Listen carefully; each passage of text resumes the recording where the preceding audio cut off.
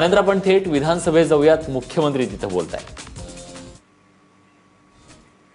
Amendment bill असतं त्यावेळेस आपली चर्चा ही त्या अमेंडमेंट पुरतं त्याच्या मेरिटवर आपल्याला बोलता येतं.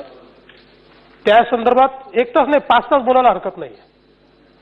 पण अमेंडमेंट जी काही आहे त्या अमेंडमेंटच्या संदर्भात बोलता येतं.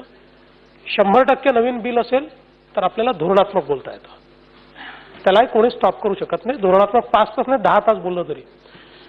मात्र अमेंडमेंट बिलावर त्या अमेंडमेंटशी संबंधित नसलेल्या बाबी 3-3 तास बोलायच्या.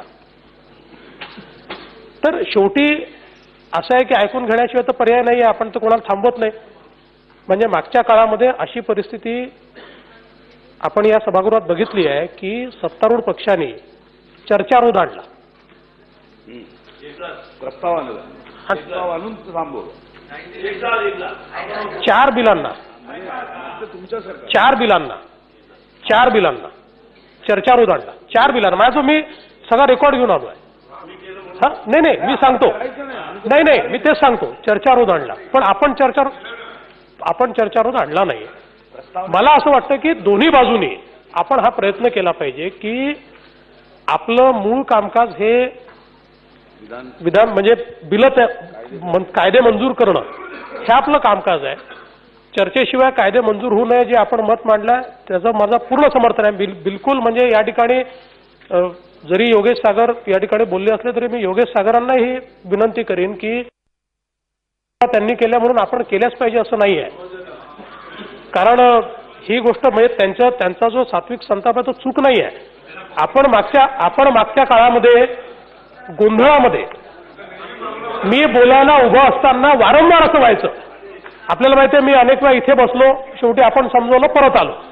गोंधळात इतके बिलं आपण काढले आणि त्यावेळेस माझा आग्रह असायचा की गोंधळात बिलं काढू नये. आजही माझं ते मत आहे. हे जर घडलं असेल तर निश्चितपणे याच्यात करेक्टिव्ह स्टेप्स घेतल्या जातील. असाच प्रयत्न माननीय अध्यक्ष महोदय आपण या ठिकाणी केला पाहिजे. फक्त हे होत असताना सदस्यांनी लक्षात घेतलं पाहिजे की ती चर्चा जसा आपला आग्रह नियमावर असतो की नियमाने सगळं चाललं पाहिजे तर मग ती चर्चा ही नियमाने सदस्यांनी करावी एवढी माझी विनंती आहे. मी आपल्याला आश्वस्त करतो की यापुढची सगळी बिलं ही चर्चेनेच आम्ही काढू. मी स्थगन प्रस्ताव विधिमंडळाच्या नेत्यांनी सांगितलेली गोष्ट आम्हाला मान्य आहे. आम्ही पण त्याच्या संदर्भामध्ये काही आमच्याकडनं गोष्ट झालेली असेल तर त्यामध्ये दुरुस्त करतो. तुम्ही 2 बिलाच्या नंतरची जी 2 बिलं आहेत ती पुन्हा चर्चेला घ्या ना. त्याला काय अर्थ आहे ठेव का. एक मिनिट. जर उद्याच्याला वर सभागृहामध्ये ते बिल नाकारलं तर पुन्हा खाली चर्चेला येणारच आहे. मग तशा पद्धतीनं आम्हाला करावं लागेल. आम्हाला पण काही आमच्या हातात आहेच ना. मग आम्ही तशा पद्धतीनं करू. त्याला नाही लाज. अरे स्थगन प्रस्तावाची सूचना. हा त्या संदर्भात बैठक घेऊन त्या मुद्द्याच्या संदर्भात चर्चा करता येते. पण त्या बिलावर पुन्हा चर्चा करा आणि आम्ही विधान परिषदेत नाकारतो ही काही पद्धत होऊ शकत नाही. अशा प्रत्येक नियमाचा उद्या फायदा घेतो म्हटलं तर मग खूप नियम आहेत आपल्या सभागृहात. म्हणजे उद्या या नियमाने तर विधान परिषद सुद्धा विधानसभा बरखास्त करू शकते. इथं 200 आमदार आहेत. मग असं करता येणार नाही. सभागृह नियमाने चालू.